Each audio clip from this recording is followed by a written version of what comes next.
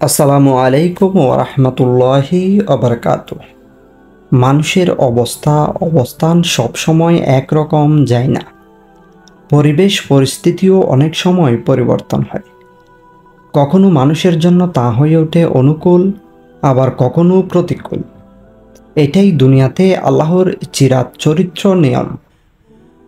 মহান আল্লাহ কোরআনে পাকে এরশাদ করেন, হে রসুল, আপনি বলুন, হে আল্লাহ, তুমি সার্বভৌম শক্তির অধিকারী।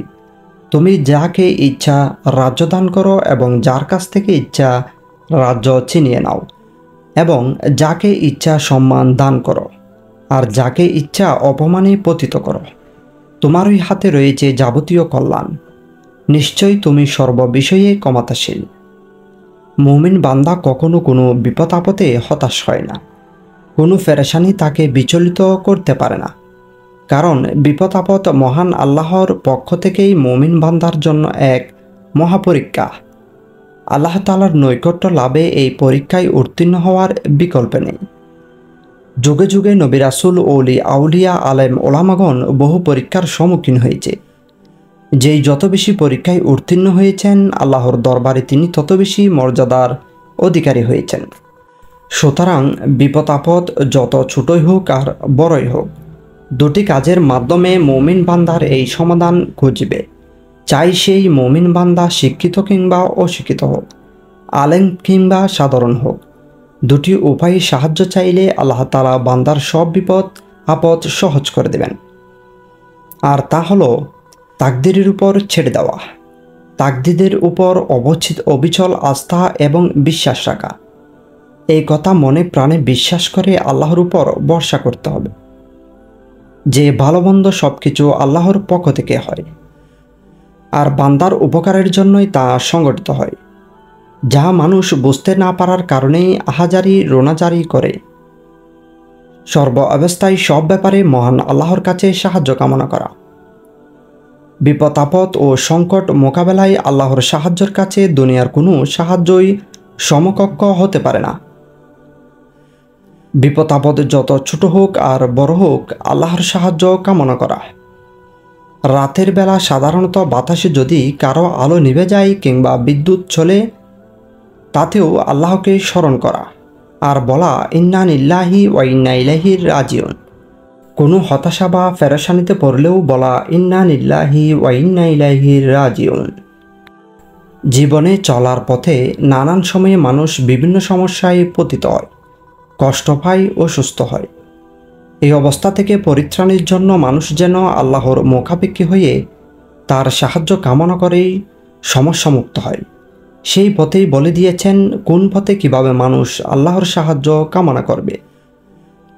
সেই উপায় ও পথও আল্লাহ বলে দিয়েছেন। এই প্রসঙ্গে পবিত্র কোরআনে এরশাদ হয়েছে, তোমরা নামাজ ও সবরের মাধ্যমে আল্লাহর সাহায্য কামনা করো।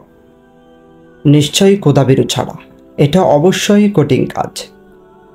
বর্ণিত আয়াতে আল্লাহ তাআলা মানুষকে দুনিয়া ও আখিরাতের যাবতীয় কল্যাণের জন্য সবর ও নামাজের মাধ্যমে তার কাছে সাহায্য প্রার্থনার নির্দেশ দিয়েছেন। এই আয়াতাংশ আমাদের উত্তম রূপে অনুধাবন করা প্রয়োজন।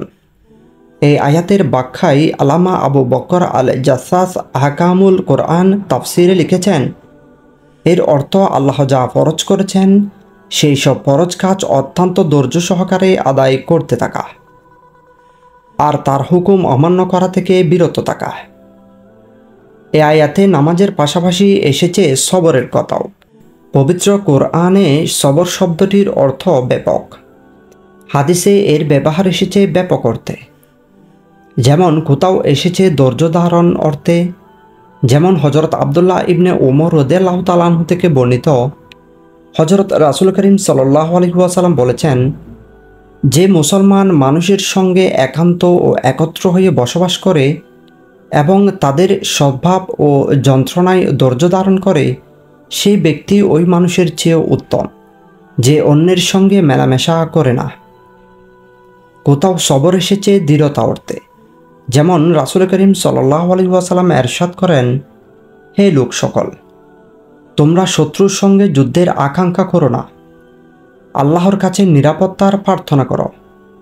কিন্তু যখন শত্রুর সম্মুখীন হও তখন ধৈর্য ও দৃঢ়তা প্রকাশ করো। আসলে সবর এমন একটি শব্দ যা নির্দিষ্ট কোনো প্রতিশব্দে প্রকাশ করা বা বোঝানো কঠিন। এই শব্দটি যেসব ব্যঞ্জনাময় অর্থ প্রকাশ করে তার মধ্যে রয়েছে পরিপূর্ণতা বিধানের জন্য সহিঞ্জুতা, অধীর না হওয়া, সহিঞ্জুতা অধ্যবসায়, দৃঢ় সংকল্প, স্থিরতা, উদ্দেশ্য সাধনে কঠিন হওয়া, আকস্মিক বা দৈব কার্যকরণের বিপরীতে সুবিন্যস্ত বা প্রাণীলিপিবদ্ধভাবে কার্য সম্পাদন করা, দুঃখ পরাজিত বা ভোগান্তি অবস্থায় বিরক্ত ও বিদ্রোহী মনোভাবাপন্ন না হয়ে এইসব অবস্থা স্বাভাবিকভাবে গ্রহণপূর্বক আল্লাহর ইচ্ছার কাছে আত্মসমর্পণ করা এবং অলস ও উদাসীন না হয়ে অবিরত দৃঢ়তার সঙ্গে প্রচেষ্টা চালিয়ে যাওয়া। বস্তুত সৎ ও পুণ্যের পথে চলা যদি কারো পক্ষে কষ্টকর বলে মনে হয়, তবে এর একমাত্র প্রতিষেধক হচ্ছে ধৈর্য, সহিঞ্জুতা ও নামাজ। আর এই দুটি কাজ থেকে মুমিন মুসলমানরা যেই শক্তি লাভ করবে সেটা তার পথ চলাকেই সহজতর করে দেবে। সবরের আবিধানিক অর্থ হচ্ছে বিরত রাখা বা বাঁধা দেওয়া, আর পারিভাষিক অর্থ হচ্ছে ইচ্ছার দৃঢ়তা, সংকল্পের পরিপক্কতা এবং লালসা বাসনা নিয়ন্ত্রণ। যে ইচ্ছার মাধ্যমে কোনো মানুষ তার লালসা ও বাহিক্য প্রতিবন্ধকতার বিরুদ্ধে নিজের মনোনীত পথে অব্যাহত গতিতে অগ্রসর হতে পারে, এখানেই সবরের তাৎপর্য নিহিত। কারণ বর্ণিত গুণ নিজের মধ্যে জাগিয়ে অন্তরকে শক্তিশালী করার জন্য রীতিমতো সাধনা আবশ্যক। আর ওই সাধনা হতে হবে নিরবিচ্ছিন্ন, সংগ্রামমুখর ও কষ্টসাধ্য। তাই তো সবরের কথা বারবার বলা হয়েছে। অনেকে সবরের অর্থ বলেছেন আল্লাহর মর্জির উপর তাকে খুশি করার জন্য ধৈর্য ধারণ, আর ধৈর্যশীলতা তো আল্লাহর সান্নিধ্য লাভের পথ।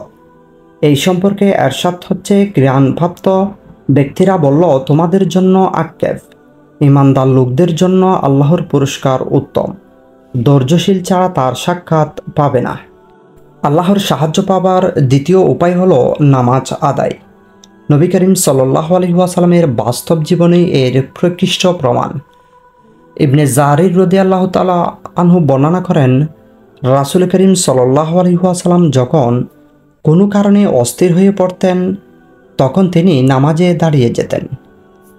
বনি ইসরায়েলদের নেককার লোকেরাও নিষ্ঠার সঙ্গে নামাজ আদায় করত। সাহাবীরা এই আমল করেছেন। আমাদের পূর্ববর্তী আলেমা ওলামা ও আউলিয়াদের তেমন অভ্যাসই ছিল।